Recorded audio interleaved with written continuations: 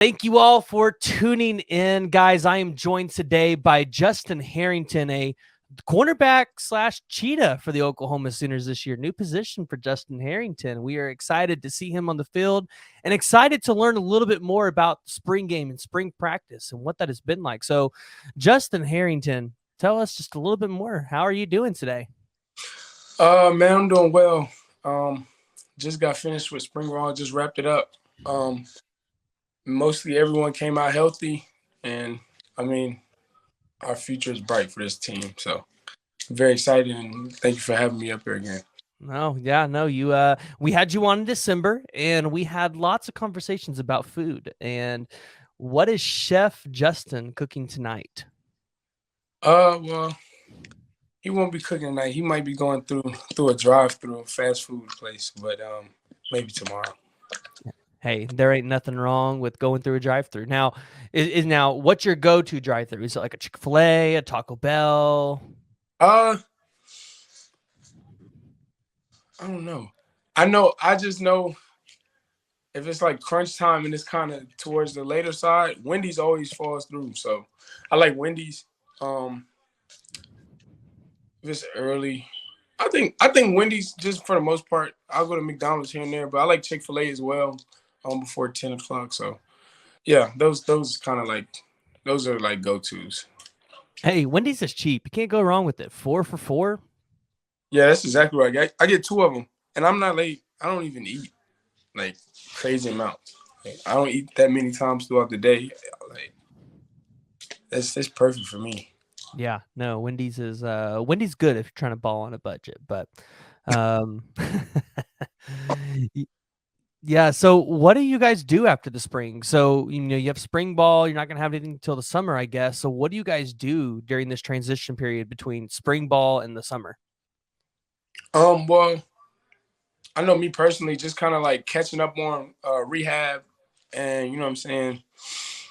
Um, Going up to the coach to the D staff room, just kind of talking with them, just seeing, you know what I'm saying, analyzing the spring game and analyzing some things that they think that you could have worked on, and just time to catch up and just look at every portion, like get up on your nutrition. Like if you want to get up on your weight, we have you know what I'm saying, we have more time, and time is more accessible. So just little things like that. That's what I've been doing, and just kind of like getting some rest as well too. So, do you have any specific goals that you're supposed to hit with your weight or anything like that going into the off season? Uh, I kind of stand in the 212 to 220 range, anywhere like anywhere in between that. Coaches kind of let me fluctuate through those rates, whatever I feel comfortable at. Um, and they trust me to, like, if it gets down to 210, that it like my weight is really not. It's not really hard for me to put on weight or lose weight. So kind of in that range. They give me a little bit of flexibility, just me personally. Okay, love it. And I mean, obviously, before we get into talking about the spring, so you're playing a little bit of cheetah this year. What is the, I guess, full role that you're going to play? Are you playing cheetah, more cornerback, safety, dropping back into coverage, or are they going to kind of do something like what they're doing with McCullough, where you're going to play that cheetah, go into like the defensive end mode?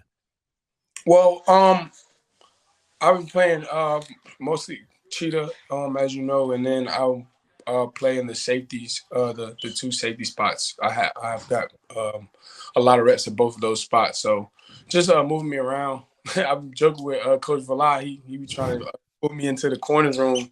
I was like, I mean, if we have to, I will. But I said, from right now, like, I'm cool. I feel like I serve the team. That's like where I'm at, and just move around, being versatile and stuff. So yeah, that's pretty much what I've been doing. And it's kind of like, if you look at the three levels of the defense, me and Desan, we kind of fill him out, because you can put him on the line and he'll rush. He can rush the quarterback very well, and you can put him in the box. And then on the other end, you split me out on the slot receiver, and it's no stress. And you can also put me in the post as a stronger free safety. So I just feel like we fill out the whole. When you look at it like that, we kind of fill out the whole field. So how does that work in the cheetah position? How do you know? kind of when to stay in that linebacker role or when to drop back into coverage with the safeties? It varies on calls, but Coach V has us doing a lot. Like he lets us show our athletic ability within the scheme. So it definitely varies within the calls and within the game plan of who we're playing and stuff like that. So Okay. Okay. All right. Well, let's get into what everybody's here to talk about. Let's talk about spring practices, spring game. And the first question I got to start off with is Schmitty, right? So you go and you play Florida State. Obviously, you guys look a lot better because you guys had a lot more time to prepare for that game. But we still don't get the outcome we want. But man, you guys played Florida State close, a team that, ideally next year could make the college football playoffs. So, I mean, great strides there. But has Schmitty potentially been putting you guys through tougher workouts because of, last season and really getting you guys up into that strength and conditioning?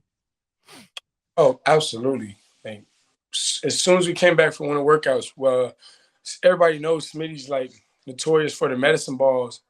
And like it's funny because like maybe 2 weeks ago, I just found out that we will always do like 49, 49. I'm like, why don't we just do 50? Like and I somebody told me, it's like, yeah, it's because we lost 49-0 to Texas. And I'm like, Ooh. that, and it made like it's funny because like it made me like more willing to do it. Like at first, like I would just do it and it's cool, like, oh, okay, 49, whatever. But like when I found that out, I'm like, oh yeah, like he's changing our mindset. It's like it kind of puts it on our mind. So once we get back to Texas and even in not wanting to skip those 3 or 4 games before, but like once we get back to Texas, our mind is already programmed like, oh, we've been this has been on our mind. Like we owe y'all one. So he just kind of embeds that in us. Like, and I like he talks to me like I talk to him like every day. Like it's straight work. Like it when he puts like that stuff in your head, it's just the small things and nobody thinks that. And like when I found that out, it was just like, oh yeah, yeah, I mess with his mindset. So Interesting. That 49-0. I'm not going to lie. Texas fans are definitely reminding everybody the 49-0. So next season, we're going to have to get them back. They definitely did not like that we took Brennan Thompson from them from Texas. So, but that means y'all got some real competition on the defensive side of the ball because you got to deal with that super fast wide receiver. You guys got to be able to go out and defend him this summer and throughout the fall. So we'll see. We'll see. You got to deal with us too. I feel our defense looked great, man. Like I was so proud of everybody.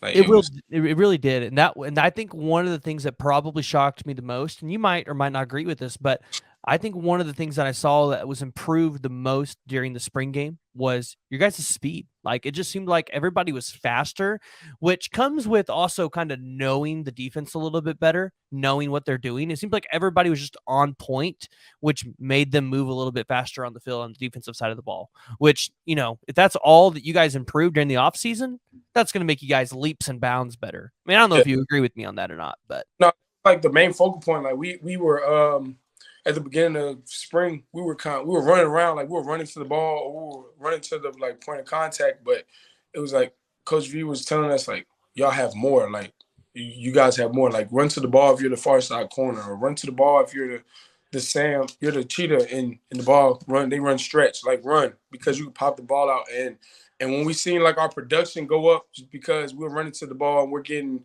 TFLs, we're second to second to the man. It was just like it kind of motivated us as a defense. So that's why you see us. We're just it's color always at the ball, and it's guys. We got guys like Jaron, like blazing speed, 200 some like 240 pounds.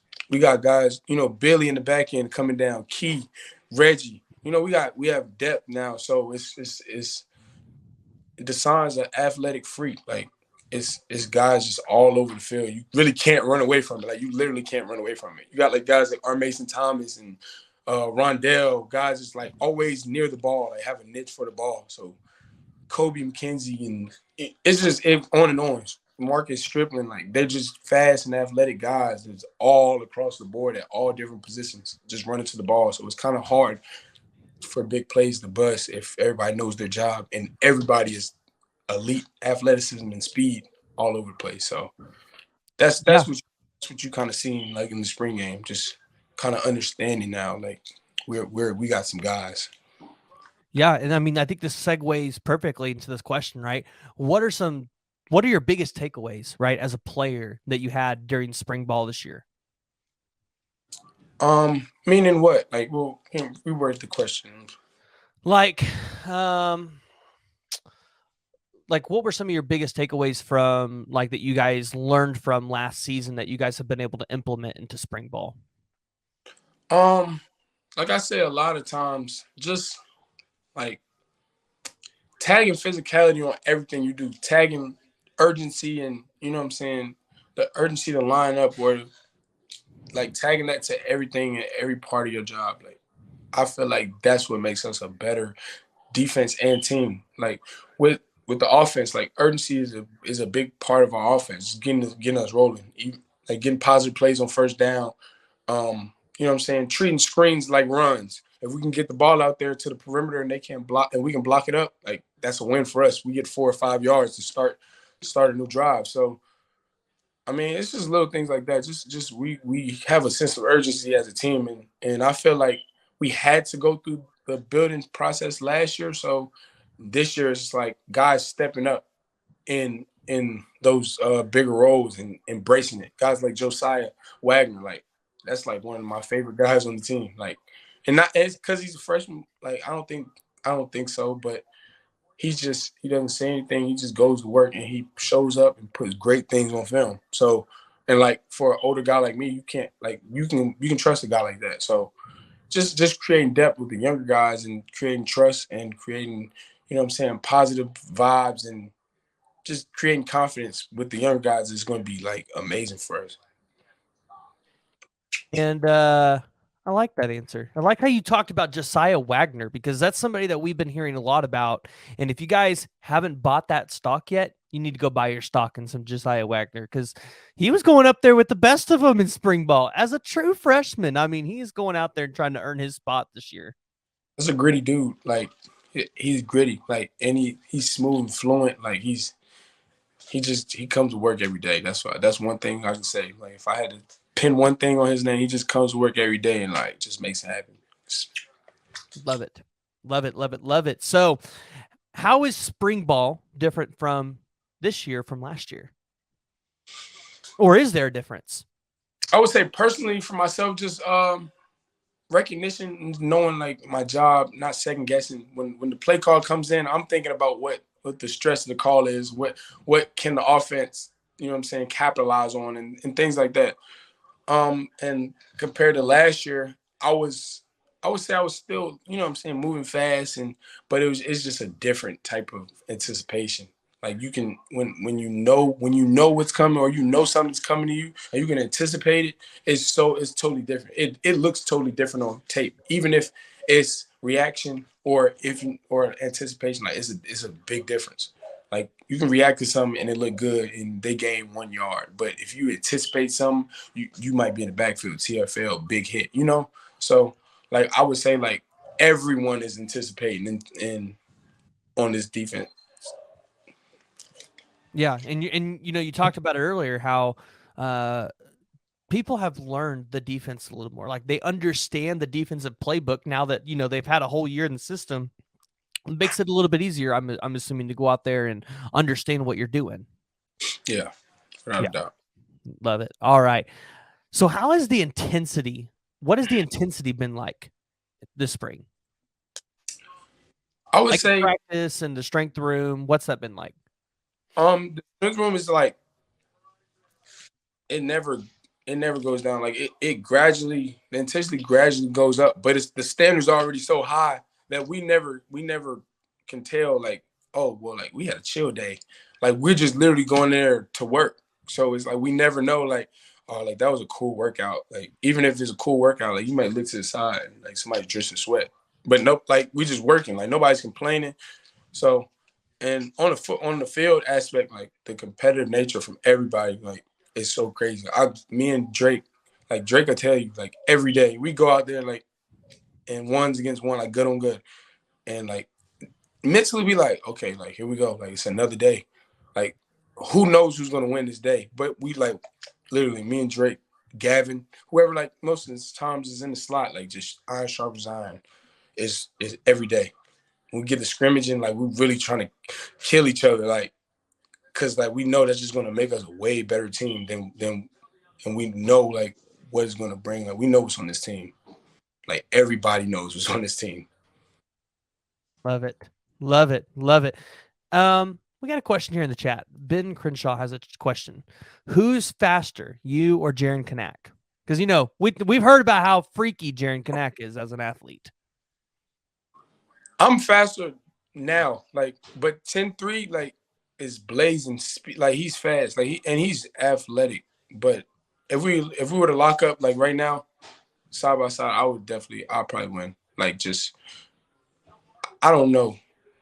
I get this like competitive. I'll race anybody, like, and I think I'll get him for sure though. But it'll be a close race, like, and he's 240 now, and he still can move, but I don't think I don't think he can beat me. Now, I guess we could word the question a little differently. Does he beat you in a 40? Does he beat you in 100? Does he beat you in a 200 meter? Or do you just smoke him in all of those? The long Because I the mean, someone could easily beat someone in a short game, but it's, you know, that long game, that's when it starts to. We had a couple times. It was like a couple drills during our mat drills that we had like you race a little bit, but like he can't. It wouldn't like it wouldn't even be close. All right. Love to see it. Love to see the competition. So, who has been the hardest running back or wide receiver to tackle? Tawi for sure. Tawi. I don't know. I can't wait till the fall. Like I was talking to I think I was talking to Drake, and I was just like, y'all don't understand. Like the best day of the defense's life is just seeing on game day. Like somebody else has to deal with this, like speed, like the tempo, like tackling you guys, guarding you guys. Like it's like y'all don't understand. Like so, Tawiz Tawiz had a crazy spring. Like he's definitely been a breakout. I've been harping on Tawi for since last spring. Like he's a guy. He really emerged. Like and even with Javante out and like he's the coaches got their eyes on him. So he'll Yeah. be hopefully he'll be touching the ball a lot. We need him. I saw Tawi come in last year, and I was like, ooh, this guy's going to be a difference maker because he's a guy that is able to pound the ball for you, right? If he breaks away, you know, he's going to break away. But and he's fast too. Like he's got some sneaky speed. Like he's pretty fast too. Yeah. So if he's able to pound the ball and he can break away, you know, maybe could be another type of a Derrick Henry type player, kind of guy that could pound the ball, wear you out, get down the field. But what makes Tawi hard to tackle? Is it just a small torso? Is it because he knows how to evade a tackle? What makes him hard to bring down? It's like when you hit him, the initial impact, he kind of like braces for it. So it's like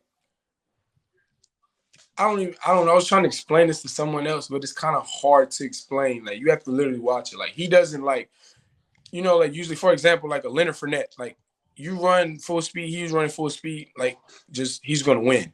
But like Tawia he's running and you might hit him, but he might brace and then he'll like kind of like stiff arm you or something, like or like he'll move his like he might knee you on the way down and then like he's just already it's hard to explain. Like he's just he's low to the ground. You kind of got to get under him, make sure like you got to wrap up, So he didn't put a couple guys, what I'm saying, down. So it's just on tape. Like that's just what he did. Like he's just a hard runner and he's smooth. Like I feel like he's a more smooth runner and complete back now. Just catching out the backfield, just seeing all the stuff he's done this spring. Yeah, Tawi's just bouncing off dudes. Hank says that low center. Ben's got another question for you. Who's a name on the team that people are not talking enough about?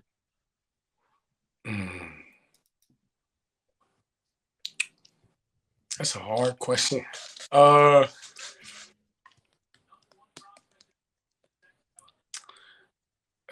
That's hard. It's hard because we talked about Josiah Wagner, but I feel like people are talking about Josiah Wagner. So it's got to be someone that maybe is not getting enough playing time, but maybe because they're changing roles or changing positions or they're new, maybe.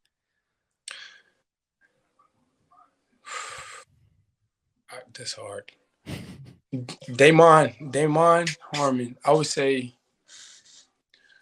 he's a dark horse. Like he's a baller. Like he's a baller. I would say he's underrated. Like we, it's hard. Like we're trying to put him somewhere. Like it's hard to find a spot for him because he can do so many things. And I feel like that's like kind of what happened to me last year. It was so many things that I was able to do that we can just like see what he can do, and then it kind of like bothers your mental capacity. So I mean, I would say if I had to say anybody, because everyone else is kind of like showing up and standing up for where everybody thinks that they should be. So I would say I haven't seen too many people like bring him up in a sense. So Hank is saying Robert Spears Jennings, and I'll just say this: Jennings' time will come.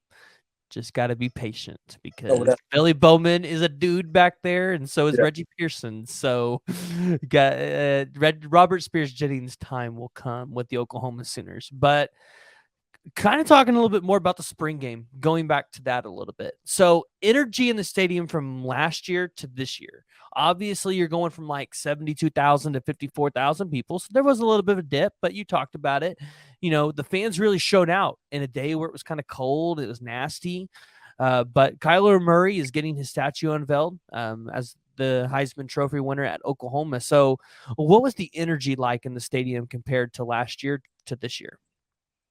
Um, I would say the energy was like about the same, honestly. Like just knowing that it was way less people, but it was like you could tell people were happy to be there. Like they didn't feel like they were forced to be here because they were OU fans and it was cold. Like they were really interactive.